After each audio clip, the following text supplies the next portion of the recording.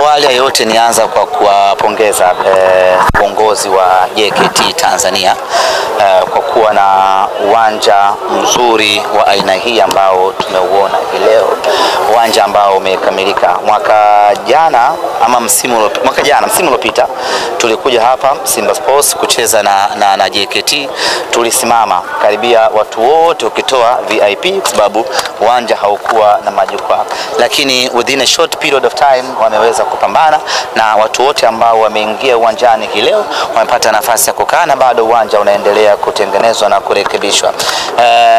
Ni kazi kubwa ambayo inahitaji commitment ya viongozi, na of course nani hawa JKT wana hiyo commitment ya kutengeneza facilities nzuri ya mazoezi. Kwa hiyo kwa hilo nikasema nisiwe mchoyo wa fadhila, niwapongeze viongozi wote wa JKT Tanzania. Siwajui sana kivyao vyao, lakini Kamanda Hassan Mabena nadhani anastahili pongezi kubwa kwa hii initiative, na hatimaye wameweza kumiliki uwanja kama huu.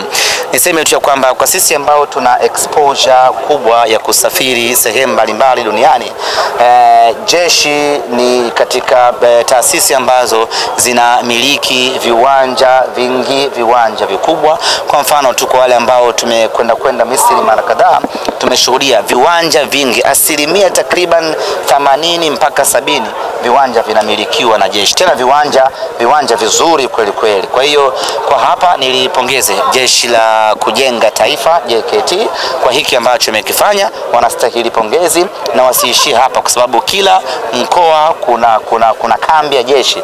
Tunategemea kwenye kila mkoa kutakuwa kuna kiwanja bora cha mpira wa miguu, na unapokuwa na viwanja vingi vya mpira wa miguu maana yake unatoa option kwa vijana wengi kupata nafasi ya kucheza, na hatimaye tunazalisha vijana wengi kweli kweli. Kwa hiyo nikasema nisiwe mchoyo wa fadhila, ni muhimu nikasema hilo, hata nikifa hii leo niwe tayari nimewapa maua yao viongozi wa JKT Tanzania.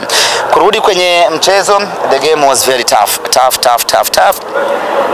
Na katika siku ambayo hatukucheza vizuri ni pamoja na hii leo, wachezaji ulikuwa unaona kabisa wako very down, na hii yote ni kutokana na ugumu wa ratiba tuliokuwa nayo. Unaona wachezaji wanakata kweli kweli moto, kwa sababu ratiba ni bumper to bumper, na hatuna budi, lazima tucheze. Na ndio maana haukuona mechi ikiwa nzuri machoni kwa watu, lakini technically ilikuwa ni mechi nzuri sana, kwa sababu timu imeweza kudominate na imeweza kutengeneza nafasi nzuri kweli kweli. Kama tungekuwa clinical enough tungeweza kupata mabao mengi kweli kweli leo kwa aina ya nafasi za wazi ambazo tumezitengeneza na kuzipata. Lakini kwa kipekee kabisa ni mpongeze mlinda mlango wa JKT Tanzania, ameendelea kuonesha kiwango bora kweli kweli. Haishangazi kumuona ni golikipa wa timu ya taifa ya Tanzania, amedhihirisha kwamba habatishi kwenye kila mchezo, anacheza vizuri, na ndio tuseme chachu ya mafanikio ya JKT msimu huu. Yote kwa yote wao wamecheza vizuri, lakini matokeo mazuri tumepata sisi. Tumeondoka na alama 3 za kibabe, na kama ambavyo mnajua ubaya ubwela unatembea popote pale, iwe kambi ya jeshi, iwe kikosi cha mizinga, ubaya ubwela hauchagui, ubaya ubwela hauogopi. Tumewatembezea JKT ubaya ubwela nyumbani kwao, na hii inafanana kabisa na ya msimu uliopita. Tulikuja hapa tukawafunga goli 1-0 la Mwamba Lusaka. Leo Chota Chama tena goli hili la upande wa kusini, na leo tena upande wa kusini anaturudisha Fabrice Luamba Ngoma. Tumewapelekea msumari wa moto, tumeondoka na alama 3. Sisi kwetu tunaendelea kutamba, yena anaendelea na ubingwa unanukia.